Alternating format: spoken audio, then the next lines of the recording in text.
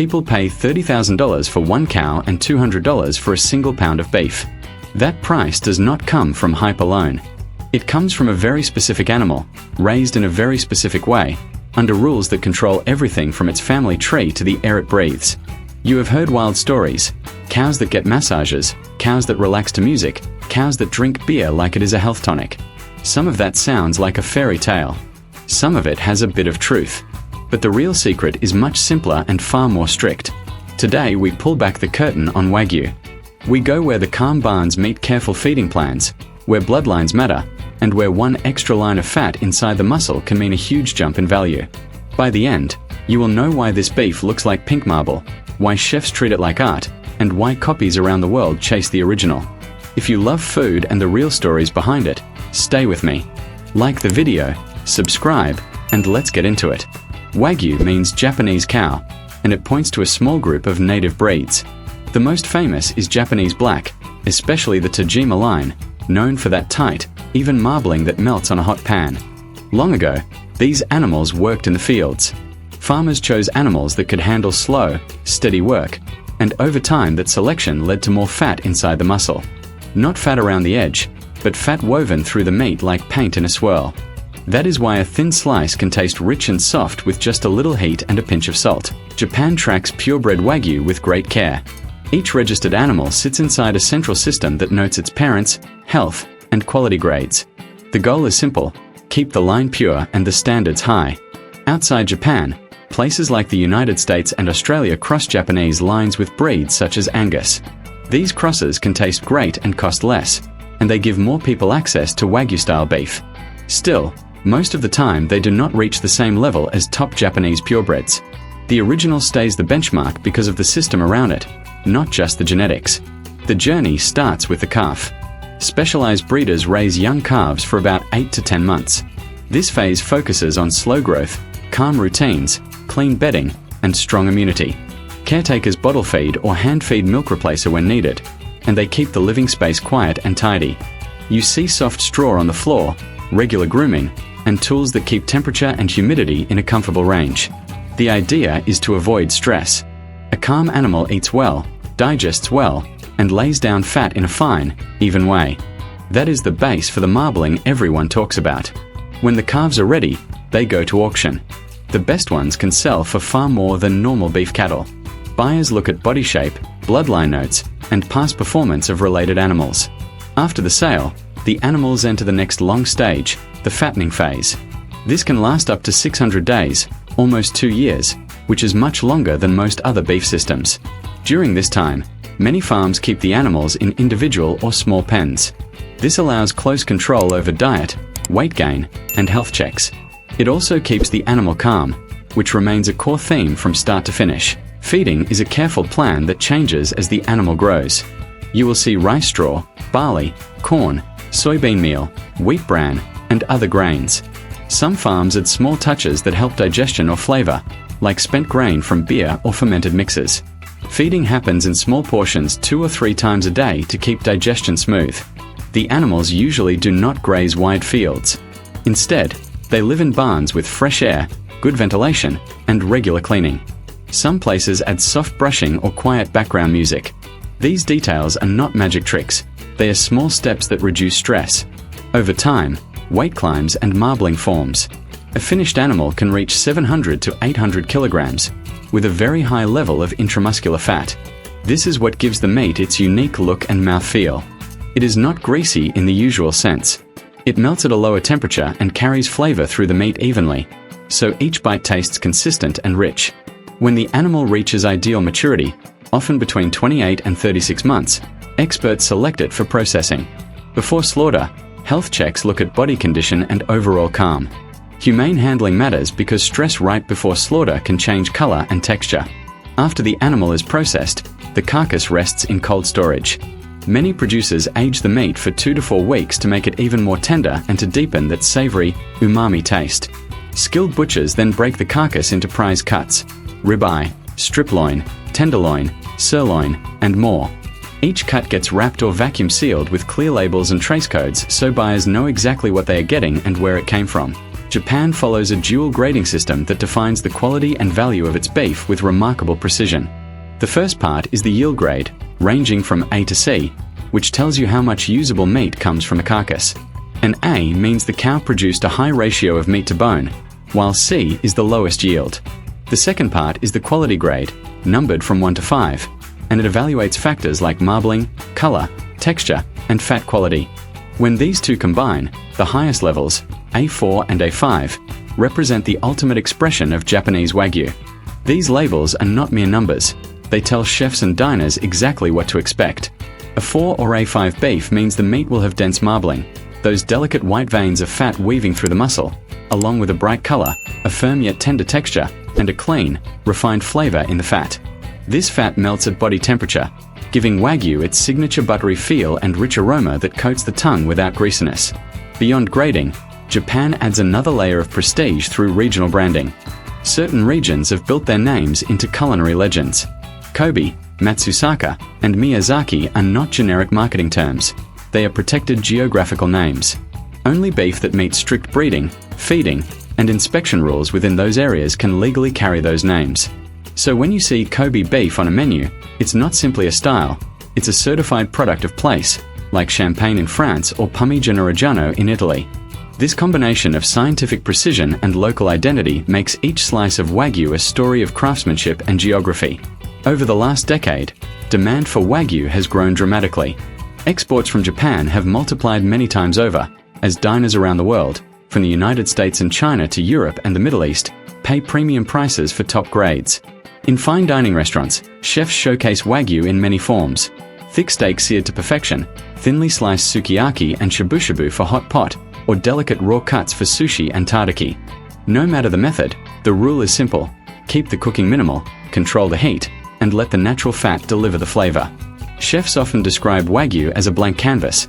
It needs very little seasoning, usually just a pinch of salt and perfect timing. Diners, on the other hand, call it a once-in-a-lifetime bite, because the experience is unlike any other beef. The meat almost dissolves on the tongue, creating a sensation of warmth and sweetness that lingers long after the first bite. In essence, Japan's grading and branding system ensures that when you eat Wagyu, you're tasting not just meat but decades of heritage, regional pride, and obsessive attention to detail. Every label, every mark, and every slice represents a promise. This is the highest standard of beef the country can offer. Thank you for watching. Make sure to like, subscribe, and hit the bell so you never miss another deep dive into the world's most fascinating foods. This is Agriculture Work USA, uncovering the real stories behind what we eat. See you in the next one.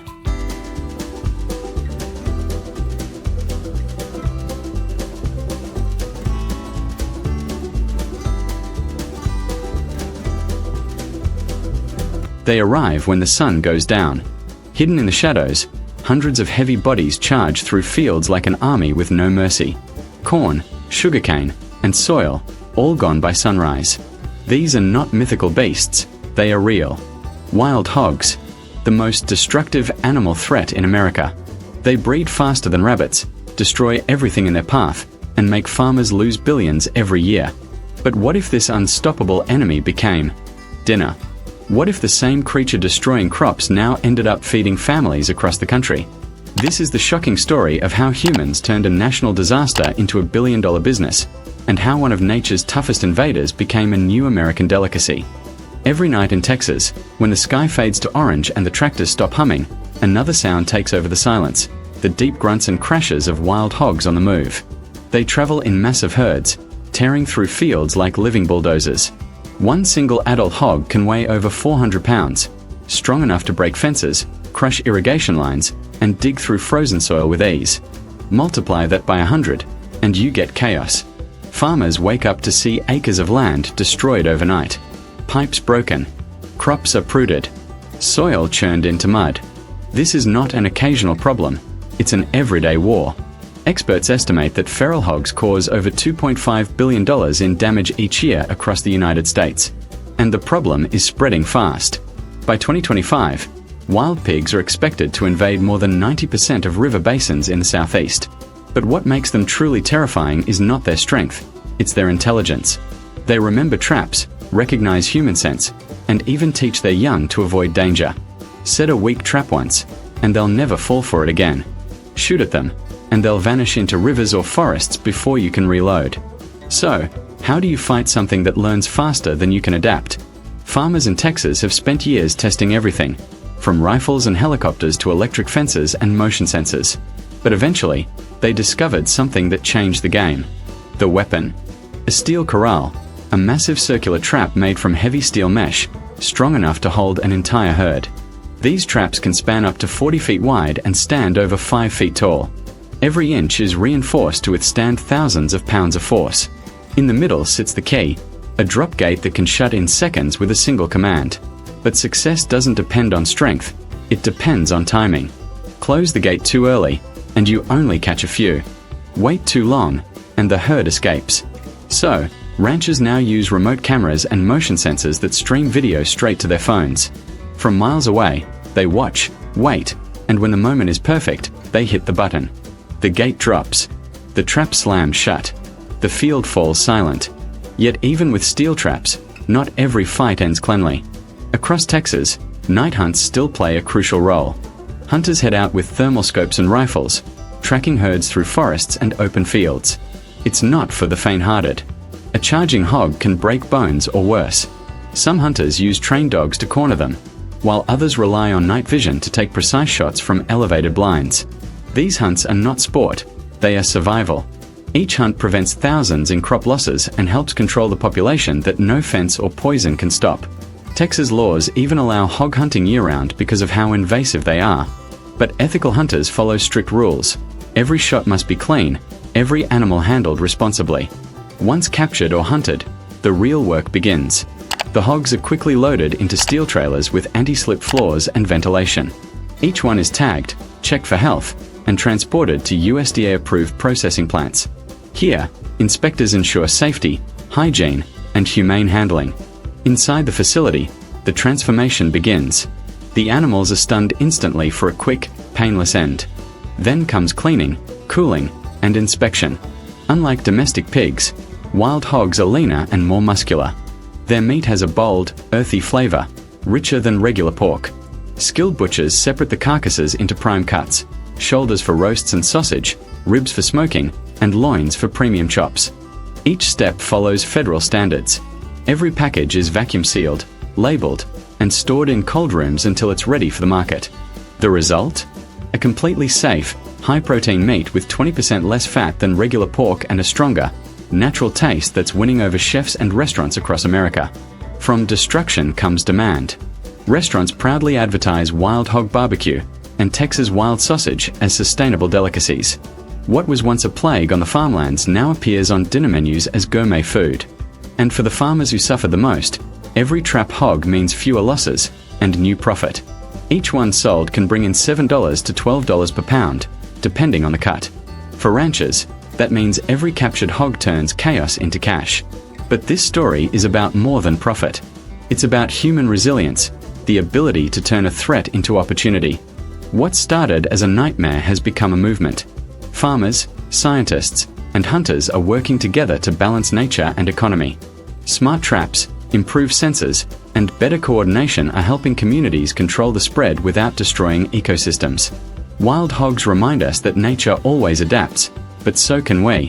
What once seemed unstoppable can be turned into something valuable with persistence, innovation, and respect for the land. The wild hog's journey is proof that every crisis hides opportunity. From tearing down crops to feeding families, from being a nightmare to becoming a resource, this transformation shows what happens when humans refuse to give up. The fight against wild hogs isn't over, but it's no longer one-sided. It's a battle of instinct versus intelligence, and for now, the farmers are winning. If you found this story fascinating, hit the like button, share it with a friend, and subscribe for more real stories of how humans and nature clash, and sometimes coexist.